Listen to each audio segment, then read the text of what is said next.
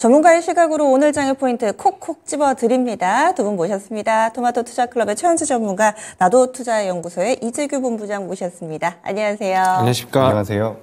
예, 그러면 2023년 우리가 마지막으로 주목해봐야 될 체크포인트 그 첫 번째입니다. 먼저 리뷰 프리뷰 해보겠습니다. 2023년은 어땠는지, 그리고 다가올 2024년에는 어떤 부분을 봐야 될지, 물론 이 짧은 시간에 모두 다 담아낼 수는 없겠지만은 엑기스만 좀 모아서 이재규 본부장님 정리를 해주시죠. 네, 올해 2023년도 벌써 이제 마지막 거래일인데 2023년도 같은 경우 굉장히 많은 일이 있었습니다. 특히 이제 우리나라 시장에서 2차 전지가 이제 상반기 때 굉장히 좋은 시세를 보여줬고요. 하반기 같은 경우는 반도체가 또 강하게 올라오면서 SK하이닉스가 작년 시가총액 4위에서 2위까지 올라왔다는 점이 굉장히 특징적입니다. 우리나라 시장 같은 경우는 삼성전자가 항상 시가총액 1위 기업이기 때문에 2위 자리에 어떤 기업이 위치하느냐에 따라서 강세 업종들이 결정되는 경우가 많기 때문에 이 부분을 좀 주목을 해보셨으면 좋겠고요. 작년에 이제 10위권에 있었던 현대차라든지 기아 같은 경우도 하반기 때 주가 상승이 계속해서 나오면서 시가총액이 많이 올라왔다는 점이 굉장히 특징적이다라고 보시면 좋을 것 같습니다. 그리고 코스닥 같은 경우는 AI 의료기기 쪽이 올해는 굉장히 좋은 모습을 보였고, 뭐 게임이나 엔터 쪽 같은 게임이나 그리고 이제 컨텐츠 관련되어 있는 기업들 같은 경우는 2023년도에 좀 상대적으로 안 좋았다라고 볼 수가 있겠습니다. 그래서 이제 2023년도에 대해서 좀 간단하게 정리를 해봤고요. 우리가 이제 2024년도를 맞이하는 입장에서 어떤 업종들이 강세를 보일 수 있을까라고 생각을 해본다면, 제가 방송에서 몇 차례 말씀드렸던 것처럼 반도체라든지 자동차 그리고 제약바이오가 일단은 시장에서 많이 관심을 갖고 있다라고 볼 수 있겠습니다. 그리고 이제 2024년도를 전체적으로 봤을 때 우리가 키워드를 좀 잡아본다라고 한다면 선거가 있습니다. 우리나라에서도 총선이 있고요. 미국 같은 경우도 이제 대선이 있기 때문에 이 선거와 관련되어 있는 모멘텀들이 계속해서 이어질 가능성이 높다라는 점 참고하셨으면 좋겠고요. 가까운 1월 기준으로는 뭐 CES라든지 JP모건 헬스케어 관련되어 있는 이런 내용들, 그리고 3월달과 4월달에도 계속해서 이 제약바이오 쪽이나 IT 부품 쪽에 대한 모멘텀들은 시장에서 계속해서 부각될 가능성이 높다라고 보고 있습니다.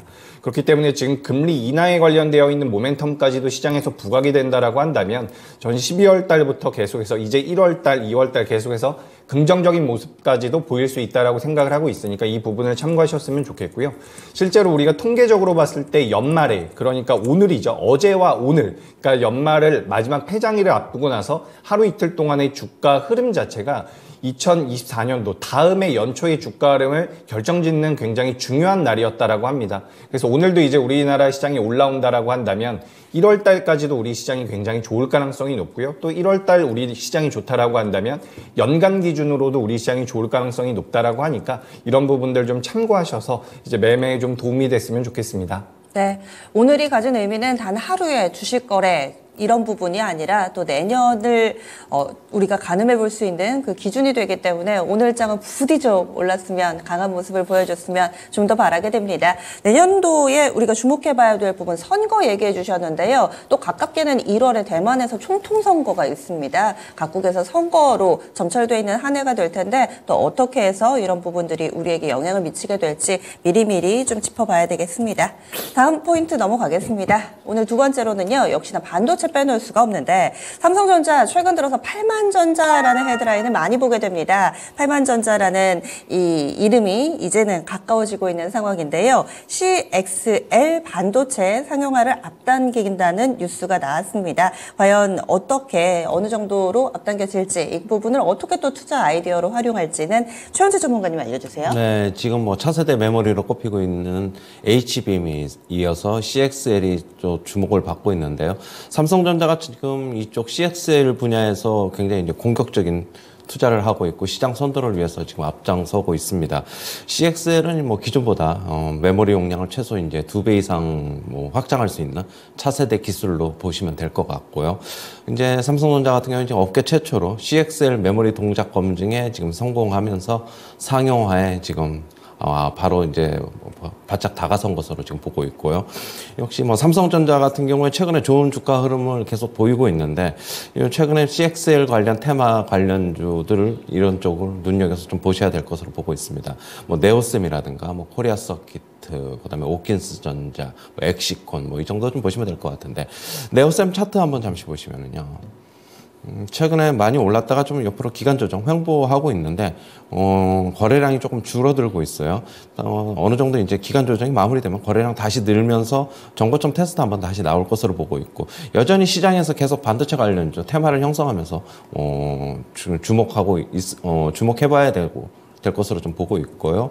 그다음에 엑시콘 보시면은 이틀 전에 3일 전에 주가 급등했는데 여전히 시장에 주목을 받고 있다. 역시 거래대금 이쪽에 많이 몰리면서 역시 거래대금이 늘어나는 쪽이 시장에서 관심을 받고 있다, 그렇게 보시면 될 것 같고, 그다음에 코리아 서키트라든가 오킨스전자 이런 쪽도 같이 좀 보시면 될 것으로 보고 있습니다. 네, 그래서 CXL이라는 키워드는 우리가 계속해서 주목해 봐야겠습니다. 급등을 했다가 잠시 쉬어가는 구간 정도지만 앞으로도 계속해서 볼 수 있을 만한 종목이다. 요목조목 또 해당되는 종목들까지 알아봤습니다. 이어지는 체크포인트 확인해 보시죠. 이렇게 디바이스가 우리의 삶을 급격하게 바꿔놓을 때가 있습니다. PC가 그랬고요. 스마트폰이 그랬고, 그 다음은 무엇일까? 여기에 대해서 이 쓰는 기기들, XR 기기들을 꼽는 그런 전문가들이 상당히 많습니다. 이것이 제2의 스마트폰이 되는 것이냐, 그리고 내년도에는 그렇다면은 이 부분을 어떻게 또 투자 아이디어로 활용해 볼 수 있을지. 현재 CXR 기기 내놓는다는 업체들도 상당히 많죠.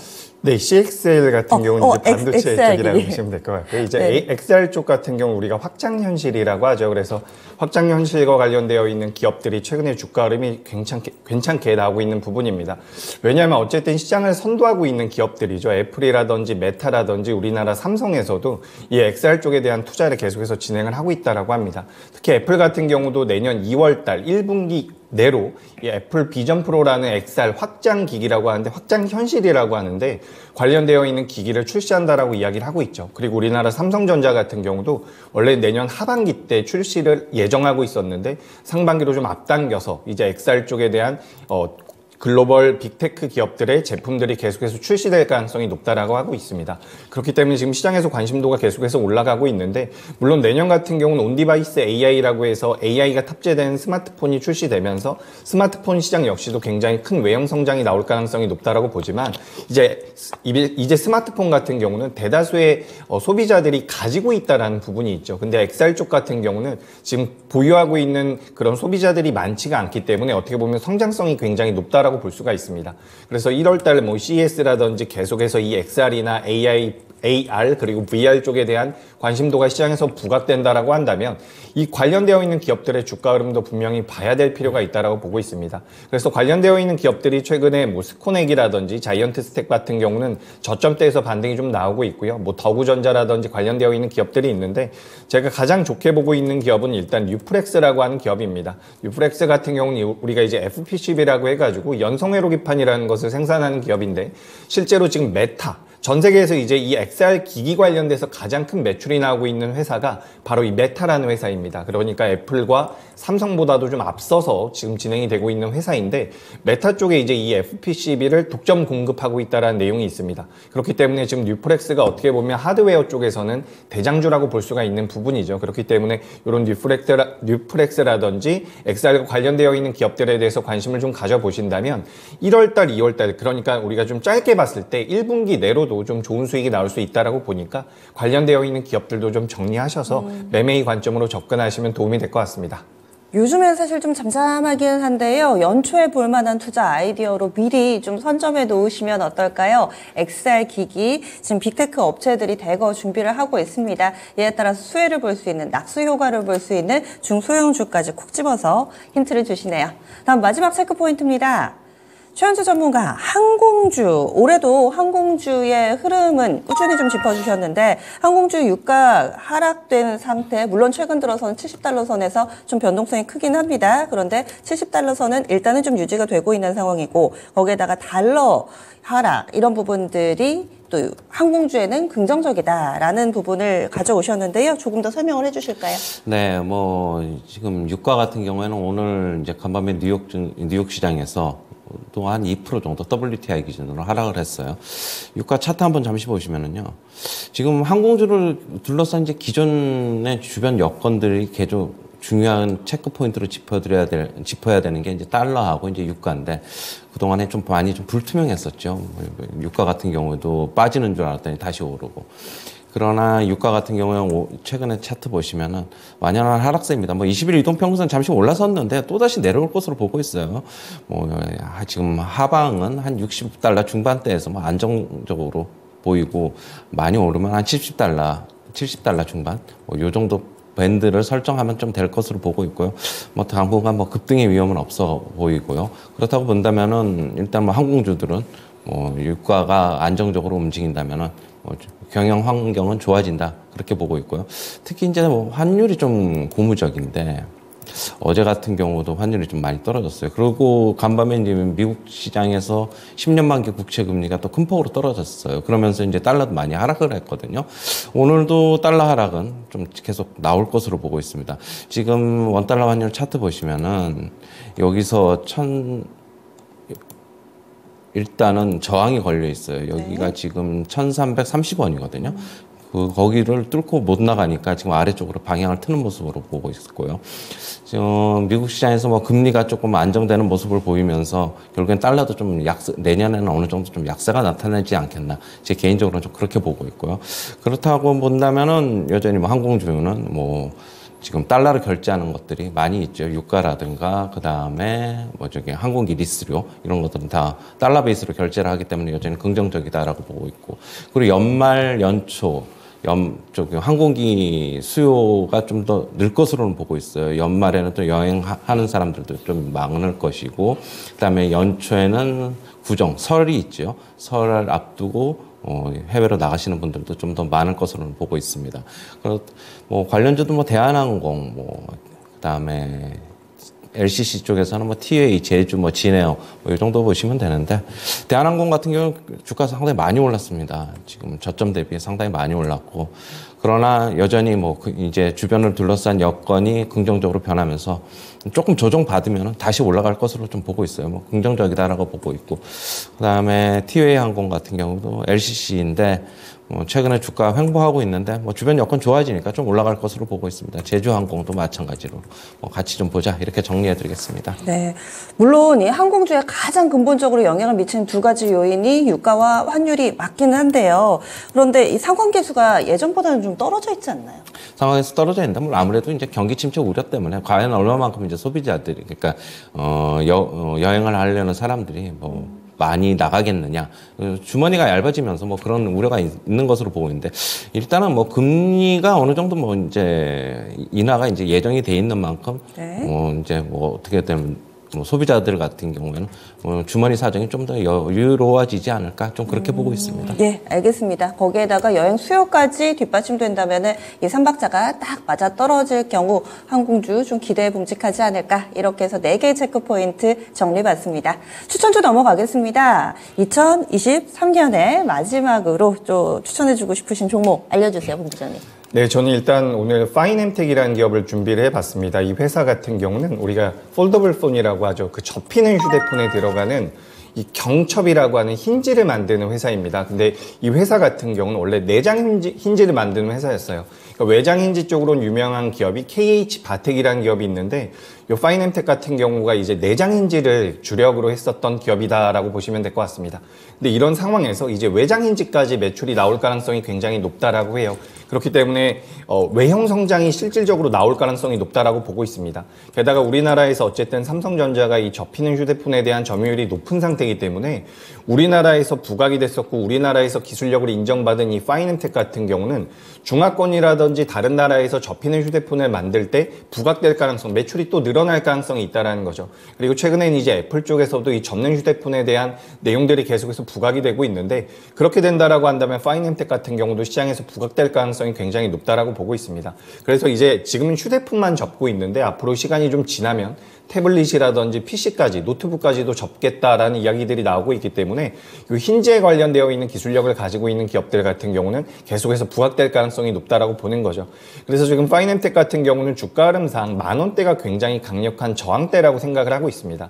하지만 반대로 이야기했을 때 이 10,000원대를 돌파하게 된다면 시세가 굉장히 강하게 나올 가능성이 높아요. 그렇기 때문에 2024년도 제가 앞서도 말씀드렸지만 스마트폰의 출하량이 늘어날 가능성이 굉장히 높다라고 합니다.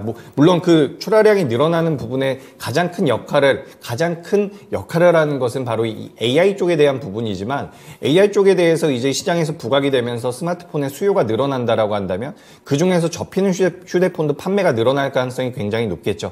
그렇게 된다라고 한다면 당연히 수혜를 받을 수 있다라고 보고 있기 때문에 주가 흐름상 1만 원대를 넘어간다라고 한다면 시세가 나올 수 있다라고 보고 있고 이걸 이제 1분기 내로 이제 기간을 좀 잡아서 본다라고 한다면 저는 파이낸텍 같은 경우는 굉장히 좋은 시세가 나올 가능성이 높다라고 보고 있습니다. 그래서 이제 우리가 기술적으로 봤을 때 어제 윗꼬리가 좀 달리긴 했는데 최근에 이제 주가 흐름을 살펴봤을 때 윗꼬리가 달리면서 매집이 되는 경우도 굉장히 많습니다. 그렇기 때문에 어제 윗꼬리가 달린 것이 좀 부담이 될 수도 있는데 너무 걱정하지 마시고 어쨌든 2024년도에 실제로 매출이 찍힐 가능성이 높은 기업이니까 요즘 이 점을 좀 염두하셨으면 좋겠습니다. 그리고 그렇기 때문에 매수 가격 같은 경우는 9,100원에서 8,900원대 밴드를 잡아서 좀 말씀을 드려보는 부분이고요. 주가가 올라왔을 때 목표가는 11,000원 그리고 반대로 주가가 밀려 내려왔을 때는 대응이 반드시 필요하기 때문에 7,800원대를 손절가로 잡아드리도록 하겠습니다. 네, 어제 이 종목 상당히 강했습니다. 그리고 일부 매체 보도기는 한데 이 외장인지 삼성전자에 최종 승인받았다. 내년부터 이 본격적으로 공급할 거다라는 기사들도 전해지고 있는 상황 가운데 어제 종가가 9,100원이거든요. 이 아래쪽에서 또 분할로 매수 밴드 잡아드렸으니까 참고해 보시기 바랍니다. 현재 동시효과 구간은 어제 종가 수준에서 아직은 좀 눈치 보고 있습니다. 이번엔 최현재 전문가님 어떤 종목인가요? 네, 일진 하이솔루션입니다. 수소 관련 기업인데 차량용 수소 사업을 하는 기업으로 알려져 있죠. 지금 상용차 수소 탱크 사업이 성장이 본격화되고 있고요. 지금 최근에 이제 정부가 이제 수소 인프라 구축 확대를 본격적으로 지금 얘기를 하고 있어가지고 수혜가 예상이 되고 있고요. 차트 잠시 보시면은요, 어제 좀 강하게 상승했고, 조금 바닥권에서 좀 탈피하는 움직임 좀 나오고 있습니다. 매수가는 26,200원 이하서부터 좀 접근하시고요. 목표가는 3만 원. 손절가는 22,500원 제시하도록 하겠습니다. 네, 알겠습니다. 일진하이솔루스 이 종목도 어제 상당히 강했었고요. 현재는 1% 초반의 상승률로 출발 대기하고 있습니다. 하지만 매수가는 어제 종가보다 조금 더 낮은 가격 26,200원 이하로 제시를 해드리니까요. 이런 부분들 매수 전략 세우시는데 참고해 보시고 목표 주가 3만 원, 손절 라인 22,500원 설정됐습니다. 체크포인트 추천주 알아봤습니다.